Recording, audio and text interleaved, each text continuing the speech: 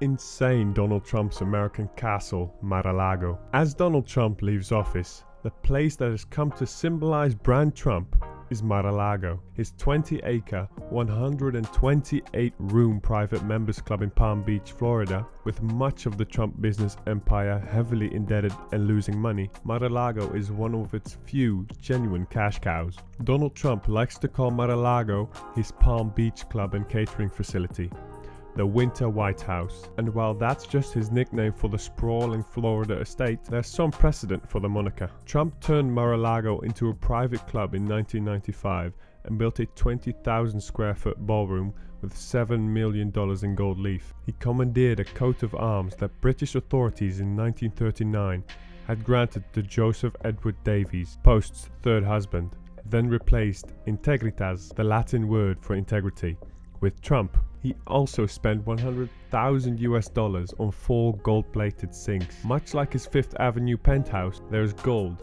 everywhere you look. According to the Government Accountability Office, the US taxpayer has paid $1 million a day for each of the days Trump has spent at Mar-a-Lago. How much of US taxpayers' money was spent on non-security improvements to Mar-a-Lago and Trump's Bedminster, another private members club in New Jersey, residents? The presidential historian Michael Beschloss recently asked, suggesting that the federal government could ask to be reimbursed, as it did with Richard Nixon's California mansion after he left office. Mar-a-Lago first made Trump respectable in high society, and it had subsidized his lifestyle since well before he reached presidency.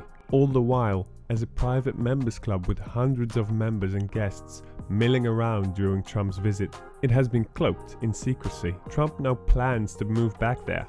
But is the dream about to fall apart? Inside the property. Mar-a-Lago was opened in 1927 as a private estate by one of the richest women in the world, Marjorie Merriweather Post. The property today, encompassing more than 17 acres on this narrow 16-mile long island, operates in 2 money-making ways. It's a private club, open to members who pay a $100,000 initiation fee, plus annual dues of $14,000 a year, and a venue that can be rented for weddings and events. Trump brags that Mar-a-Lago hosts superior events to another iconic Palm Beach property, the century-old Breakers Hotel, which he said gets the leftovers. Merriweather Post donated her 128-room home to the US government in 1973 for use as the Winter White House, but under President Jimmy Carter, the government turned the property over to the Private Post Foundation, saying it was too expensive to maintain.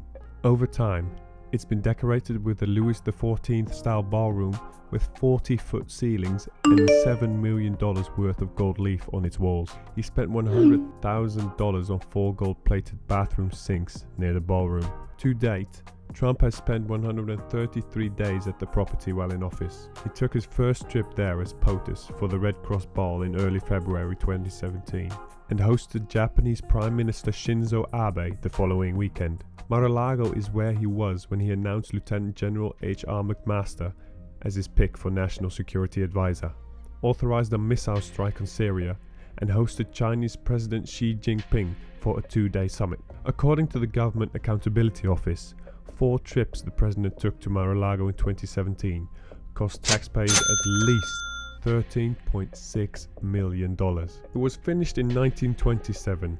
That March, Post and her second husband, Edward Hutton, had a few guests over for dinner before the annual Everglades costume ball. The hosts wore costumes evoking the reign of Louis XVI. But there was also a nobleness oblige. In 1929, when she hired the Ringling Brothers and Barnum and Bailey Circus to perform for a charity fundraiser, she invited underprivileged children to attend. In 1944, she offered her grounds to World War II veterans who needed occupational therapy. In 1957, she opened Mar-a-Lago to the International Red Cross Ball, and the gala event has been held there many times since, but not this year.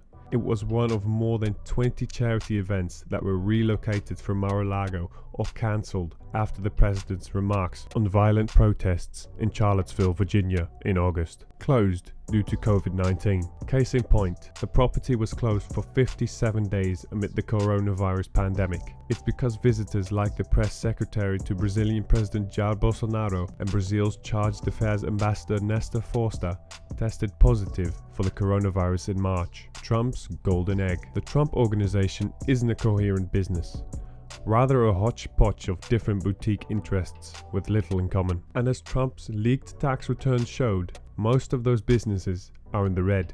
According to a recent investigation, even his luxury Washington DC hotel, used by Nigel Farage to launch his new UK political party and favoured by diplomats seeking to lobby the president, has lost at least $32 million in 4 years. The same report showed that Trump had lost a further $70 million on his Doral Miami golf course. Against this stands Mar-a-Lago. Since it opened as a private members club in 1994, the building has been a rare golden egg for Trump. While the Trump Organization accounting is shrouded in secrecy, recent revelations have started to shed light on how Mar-a-Lago underpins brand Trump. The New York Times analysis of his leaked tax returns noted that joining fees for the club yielded $6 million in 2016, up from $664,000 2 years earlier, and that between 2015 and 2018, the president took $26 million in payments from Mar-a-Lago. The exclusive world of private members clubs. Trump bought Mar-a-Lago very cheaply in 1985. He originally wanted it to be a trophy home, not a club. The sprawling mansion, currently the 18th largest house in the US, was built by the serial heiress Marjorie Merriweather Post in the 1920s, but has always been unfeasibly expensive to maintain. She tried donating it to the US government in her will for use as a winter White House, but the economic Jimmy Carter administration gave it back to her foundation. Enter Trump in the 1980s. At the time building unglamorous but profitable tile blocks in Brooklyn and Staten Island, and keen to escape his father's shadow. Already stung by a 1973 federal prosecution for breaching discrimination laws against his tenants, Trump was eager to strut onto the national stage. The 1980s saw him make a series of striking accusations: a string of casinos, a yacht, an airline, New York's landmark Plaza Hotel, and the completion of the first of his increasingly outlandish Trump Towers. Mar-a-Lago was the icing on the cake. For decades, New York's old money had been wintering in mansions on Palm Beach Island off the Florida coast. In his book on Mar-a-Lago, Trump's neighbor Lawrence Lima shows that after several years of haggling, the Mar-a-Lago estate, which had been advertised for $90 million, was sold to Trump for under $9 million. Only $300,000 of that was his own money. The rest was from a secret $8.5 million loan from the Chase Manhattan Bank, although he invariably boasted he paid cash up front in public. Here is everything you need to know about the insane Donald Trump's American castle, Mar-a-Lago. Let us know in the comment section down below what you think about it. If you like this video, make sure you watch Weird Rules Retired Presidents Have to Follow. Don't forget to leave us a like, subscribe, and turn on the post notifications. We will see you in the next video. Bye.